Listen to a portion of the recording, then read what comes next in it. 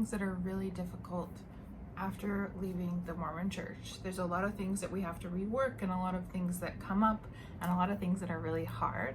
And one of them that I think needs to be talked about more, because it comes up in really intense ways, especially for a lot of my clients, is how we then address loss and grief and death and all of that after leaving the Mormon church. So there's a lot of reasons why this is really tough, right? When we leave something that's so structured, that gave us the outline and the map for everything. This is the plan for your life. This is what you need to work on. These are the tiers of heaven, and this is how you get there, and this is what happens when we die, and this is everything. Then you have this exact roadmap for life and death. And there's safety in that, because we don't have to sit with the unknown as much, and we don't have to sit with questions and existential questions and these big topics. And when we leave something like that, even when we're very sure that that's what we want to do, and we're sure that we don't want to be a part of that anymore, we have to face a lot of these questions. And that is hard, because now we're reworking our whole belief system. So a lot of times, which is happening now for a few of my clients, because the world is so crazy right now, and there's so many tragedies happening in the world and in their personal lives, they're being faced with a lot of this. And sometimes their first reaction is, oh, I need to pray, or oh, I need to do this, or oh, this is how I can gain control back. But those are those old things that they used to do, and they don't believe in those anymore, but it's almost like their default when these things happen. And some people will even go back to what they knew, or go back to the Mormon church or something similar in times of tragedy, because it gives them this sense of security that they'll see that loved one again, or there's something that they can do or not do that will help them along this process, right? So it's really hard, and it takes sitting with these tough questions and reworking what we believe in. I go into, okay, how do we now feel better and cope and take care of ourselves outside of this religion? What do you do to feel better? What can you do to feel better and to soothe yourself and to cope? Because we have to do new things now, and we have to maybe draw on other things that we liked before. Like maybe you find peace and you find calm in nature. Maybe, hiking and walking and sitting outside helps you kind of feel a sense of calm and a sense of connection. Maybe you find that in yoga, or in activity, or in community and being with people. You have to find it somewhere, right? So we have to find our sense of, I guess, self-care and kind of coping, also our sense of connection. Where do you then find that? And some people still like to connect to some sort of higher power or Mother Nature or spirituality of some sort, and some people don't. But even if they don't, they find some sort of connection. So for me, I found that more in meditation and more in going inward and sitting with myself and sitting with quiet. But we have to figure out all of these pieces, and there's a lot of pieces. You kind of have to talk through and work through and process what you think about the afterlife or not an afterlife, right? What happens when we die? And all of these pieces are huge pieces, which is why when people come to me and they're like, I don't know why this is such a struggle, right? I don't know why this thing that's happening in the world is getting to me so much, or I don't know why hearing about this person who passed away, I don't know why that's getting to me so much. I didn't even know them. But that's because it brings up all of these questions that we no longer have the exact answers to. And we don't have the answers to, right? We don't know for sure what happens in different circumstances.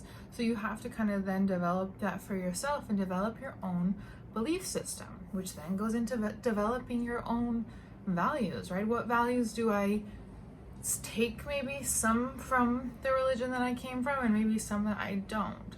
So there's a lot of exercises that I do in therapy too to help us align our values and figure out what's actually important to us.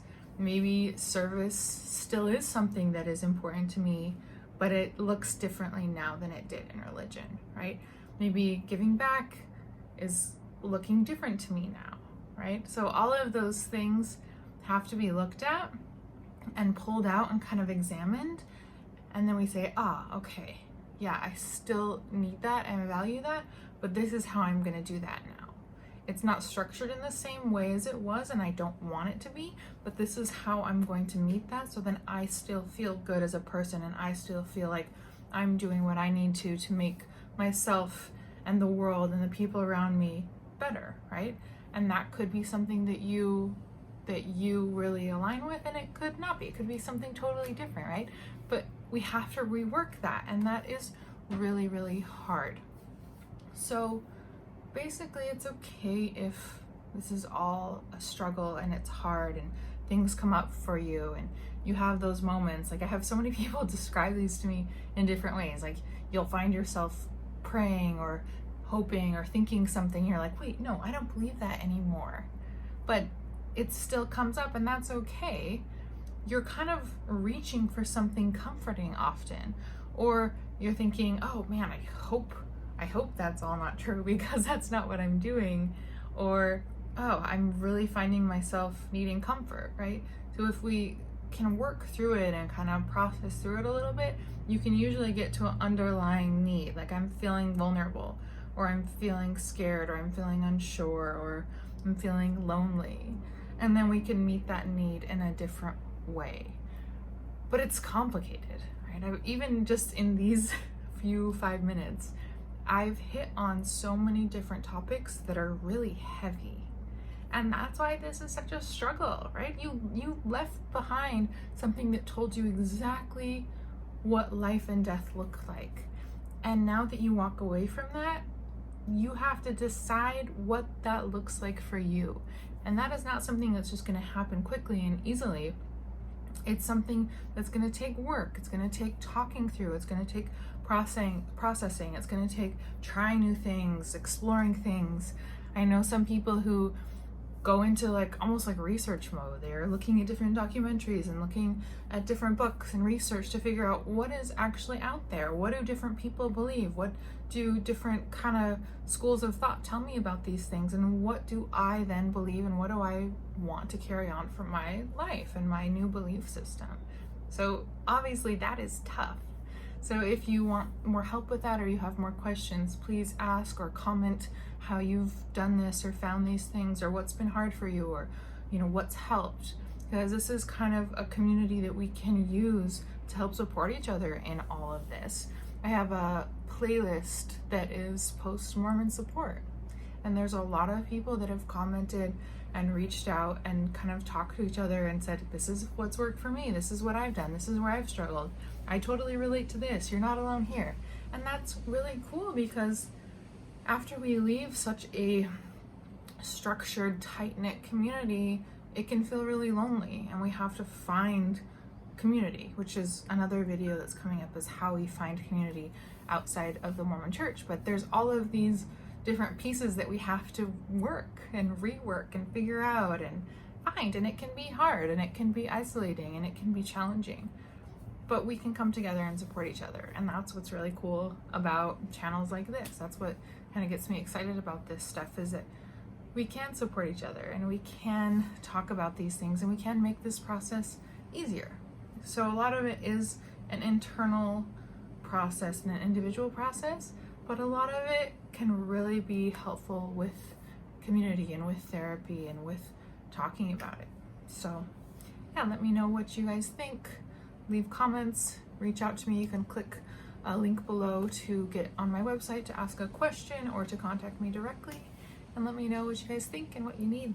All right, have a good day, guys.